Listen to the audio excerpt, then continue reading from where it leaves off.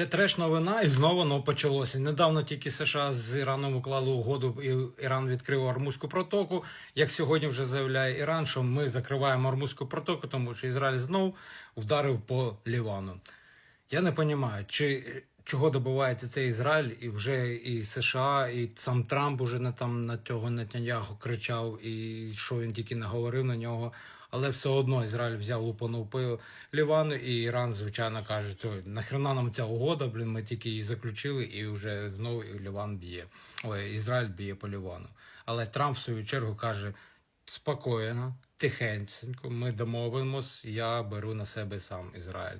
Не знаю, до чого воно призведе, але сьогодні вже Іран взяв, просто перекрив на сьогоднішній день Ормузьку протоку.